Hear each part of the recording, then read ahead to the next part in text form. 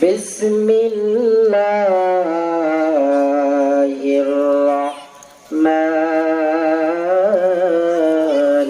রহিম।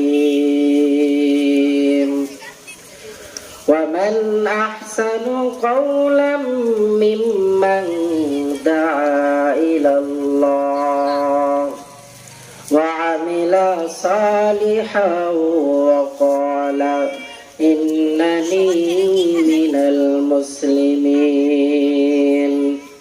وقال النبي صلى الله عليه وسلم طلب العلم فريضة على كل مسلم أو كما قال النبي عليه الصلاة والسلام। কোরআনের পথে অবিচল থেকে আমার মরণ যেন হয়। কোরআনের পথে অবিচল থেকে আমার মরণ যেন হয়। তোমারই কাছে মিনতি আমার মহামহিম দয়াময়।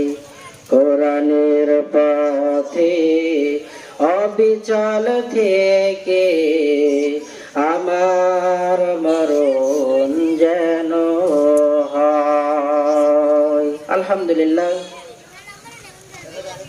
বগুড়া জেলার প্রাণ কেন্দ্র শেরপুর থানার 10 মাইল একাডেমি আল কোরআন মাদ্রাসা কর্তৃক আয়োজিত বিশাল এ তাফসিরুল কোরআন মাহফিলের আজ 22 ফেব্রুয়ারি 2025। আজকের এই মাহফিলের চেয়ারকে আলোকিত করবেন প্রধান মেহমান হিসেবে হাজারো আলেমের ওস্তাদ মাথার সেরতাজ আলহাজ হযরত মাওলানা কাজী ফজলুল করিম রাজু সাহেব দামাত বারকাতুহুম। আল্লাহ তাআলা হুজুরকে নিরাপদে আমাদের মাহফিল পর্যন্ত কবুল করেন, সকলেই বলে আমিন। আমি কোরআন কারীমের আয়াতের মধ্য থেকে একটি আয়াত কারীমা তেলাওয়াত করেছি। আয়াত ও হাদিসকে সামনে রেখেই কিছু কথা বলা হবে ইনশাআল্লাহ। যে আয়াত কারীমা তেলাওয়াত করেছি, আয়াতের ভিতরে আল্লাহ তাআলা বলেন, وَمَنْ أَحْسَنُ قَوْلًا مِّمَّنْ دَعَا إِلَى اللَّهِ وَعَمِلَ صَالِحًا وَقَالَ إِنَّنِي مِنَ الْمُسْلِمِينَ।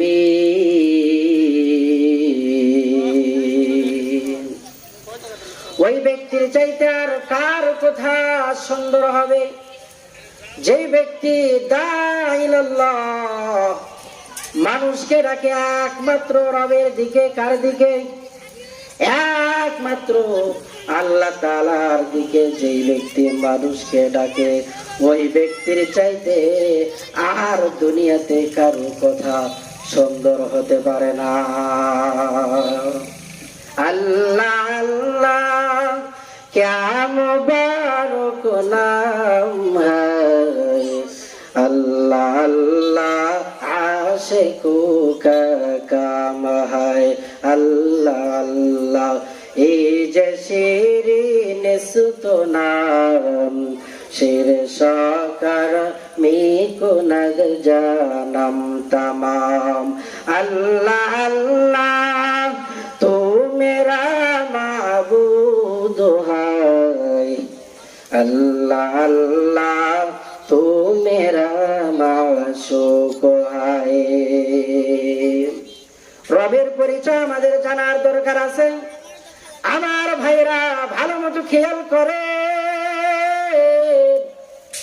কোন ব্যক্তি যদি রবের পরিচয় পাইতে চায় তাহলে ওই ব্যক্তিকে সর্বপ্রথম দ্বীনি ইলম শিক্ষা করতে হবে। কথা বলেন ঠিক কিনা?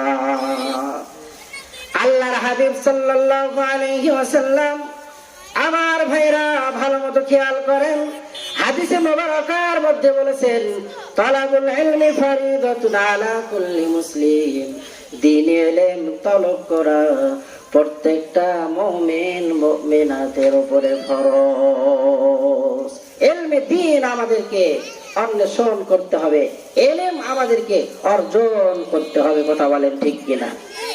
ইলমে রায়া জাজ গরদান বেহিসাব খলকে রাদা দন জওয়াবে বা সওয়াব হক দাদারত দস্তে খলকা জারেরা নিস্তে খসলত একে দিন দারেরা। ইলম হলো দুই প্রকার, এক দুনিয়াবি ইলম, দ্বিতীয় নম্বরে আখিরাতের ইলম, উখরাবি ইলম।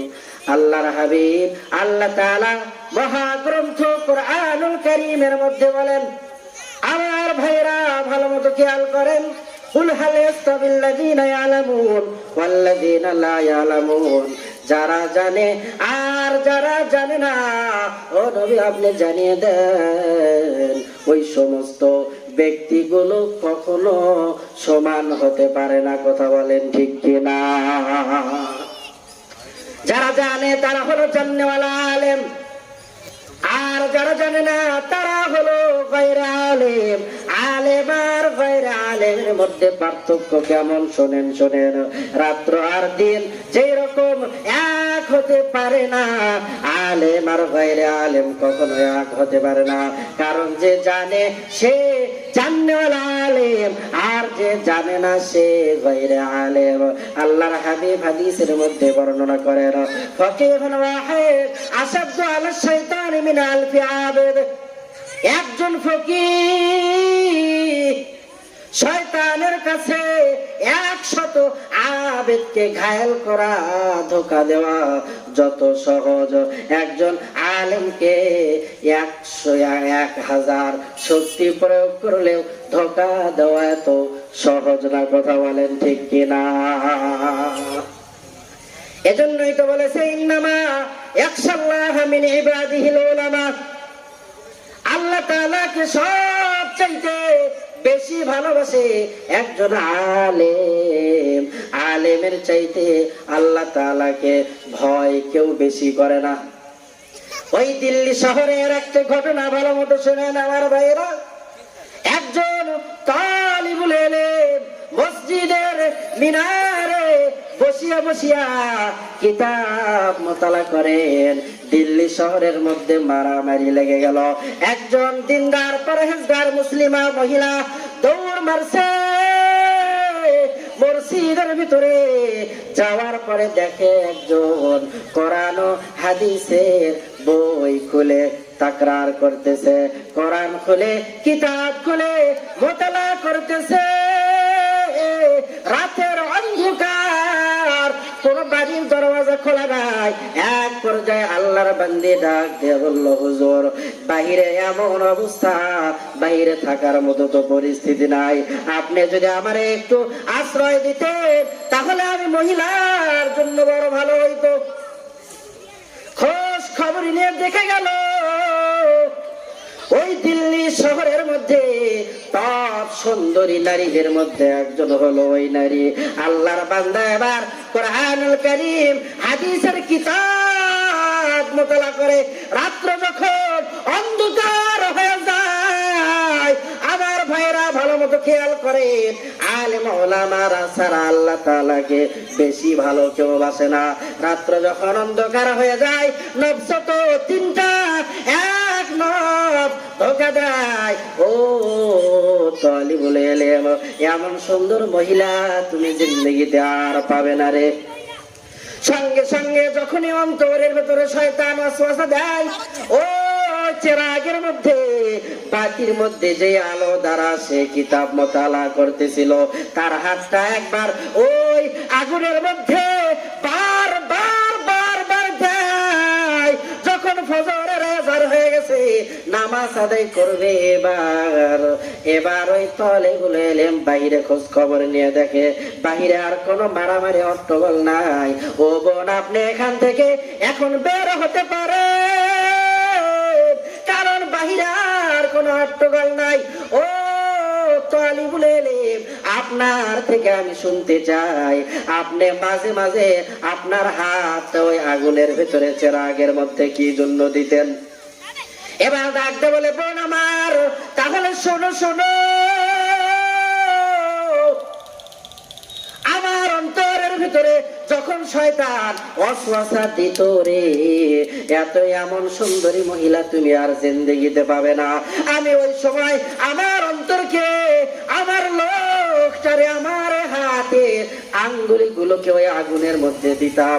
কিছুক্ষণ পর ওই দুনিয়ার আগুনের তাপ সহ্য করতে না পেরে আমার আঙ্গুলটা আমি বাহির করতাম।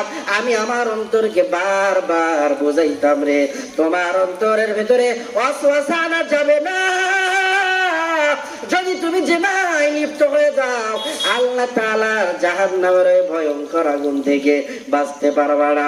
দুনিয়ার আগুন সহ্য করার ক্ষমতা তোমার নাই রে গোলাম, তুমি ওই জাহান্নামের আগুন কিভাবে সহ্য করবা? ও বোন আমার, আমি আল্লাহ তাআলার ভয়ে, আমি জাহান্নামের আগুনের ভয়ে আমার লোকটা বারবার, আমার হাতের আঙ্গুলিটা বারবার ওই আগুনের মধ্যে দিতাম, কারণ আমি জানি ওই জাহান্নামের আগুন সহ্য করার ক্ষমতা আমাদের নাই। আমার ভাইরা, জাহান্নামের আগুন বড় ভয়াবহ একটা আগুন। দুনিয়ার আগুন হাতে লাগলে হাত পড়ে যায়, কিন্তু জাহান্নামের আগুন এমন ভয়ঙ্কর আগুন রে ভাই। ও ভাই, ভালো মতো খেয়াল করেন, জাহান্নামের আগুন যদি শরীরের কোন একটা অংশে লেগে যায়, তাহলে এক অংশে লাগার সঙ্গে সঙ্গে জাহান্নামীদের কলিজা পর্যন্ত পুড়ে আংরা হয়ে যাবে। আজকে দ্বীনি শিক্ষা প্রতিষ্ঠানের উদ্যোগে মাহফিল, সন্তানটারে দ্বীনি শিক্ষায় শিক্ষিত করেন, সন্তানটারে আলেম হাফেজের কাতারে দাঁড় করায় দেন, তাহলে আপনার সন্তান সুসন্তান হিসাবে পরিগণিত হয়ে যাবে। আর যদি দ্বীনি শিক্ষায় শিক্ষিত করতে না পারে, ও শেরপুরের মা, ও 10 মাইল এলাকার মা বোন, আপনাদের পায়ে হাত দিয়ে বলি, আপনার সন্তানকে যদি আপনি একজন আলেম হাফেজ বানাইতে পারেন, তাহলে আপনার কাম কত যাবে। আল্লাহ তাআলা ওই জান্নাতের ভিতরে একটা শহর বানিয়েছেন, শহরে তুবা। শহরে তুবার ভিতরে আল্লাহ তাআলা ৭০,০০০ দরজা রেখেছেন। এই ৭০,০০০ দরজার প্রত্যেকটা দরজাতে আল্লাহ তাআলা ৭০,০০০ ফেরেশতা নিযুক্ত করেছেন। প্রত্যেকটা ফেরেশতার হাতে এক একটি করে নূরের মালা, আর এই নূরের মালার ভিতরে জান্নাতের ফুল দ্বারা গাঁথানো। ৭০,০০০ ফেরেশতা গুলো হাফেজ সাহেবকে, আলেমকে কাবা অর্ডার দিবার বলবে, সুস্বাগতম, আপনার কলিজায়, আপনার গলায় এই মালা পরিধান করানো হবে। ৭০,০০০ দরজা পেরিয়ে যখন ওই শেষ দরওয়াজার কিনারায় গিয়ে দাঁড়াবে, এবার আল্লাহ রাব্বুল আলামিন 490 কোটি ফেরেশতার হাতে এক একটা করে নূরের মালা, যে মালাগুলো জান্নাতের ফুল দ্বারা নির্মাণ করা, গলায় পরায় দিবে। হাফেজ সাহেবদের বাবাকে ওই সম্মান দেওয়া হবে। আসমানের ভিতরে আল্লাহ তাআলা যত ফেরেশতা রেখেছে, কত ফেরেশতা আল্লাহ তাআলা বানিয়েছেন এর কোনো হিসাব নাই, কারণ 7 আসমানের উপরে বাইতুল মামুর। দুনিয়াতে আমার কাবা হলো মক্কায়, আর ফেরেশতাদের কাবা হলো ওই বাইতুল মামুরে। যেই ফেরেশতা একবার তওয়াফ করার সুযোগ পায়, কিয়ামত পর্যন্ত আর তওয়াফ করার সুযোগ পাবে না। আল্লাহ রাব্বুল আলামিন এত ফেরেশতা বানিয়েছে, ওই সমস্ত ফেরেশতা গুলো হাফেজ সাহেবের মায়ের পেটটাকে সুস্বাগতম জানাবে, আর স্যালুট দিবে, আর বলবে, ও মা, আপনার সন্তান তো জগৎ বিখ্যাত শ্রেষ্ঠ সন্তান, আপনার সন্তান তো হাফেজ কোরআন, আপনার সন্তান তো আলেম, আপনি মার পেট তো বড় দামি, শুধু আমরা ফেরেশতারা আপনি মার, ও মা, আপনি মার পেটটারা আমরা শুধু ফেরেশতারা সালাম জানাই না, ও মা, আপনার পেটটারে স্বয়ং আমাদের রব আল্লাহ রব্বুল আলামিন সালাম জানায়। সুবহানাল্লাহ বলে। এজন্য আসুন আমার আপনার সন্তানকে একজন হাফেজ আলেম বানাই, তাহলে ওই নূরের মুকুটটা আমার আপনার মাথায় উঠবে। এজন্য আসুন হাফেজ আলেমকে, হাফেজ আলেমের মা হই, না হইলে হাফেজ আলেমদের সাহায্যকারী হই, সহযোগিতাকারী হই।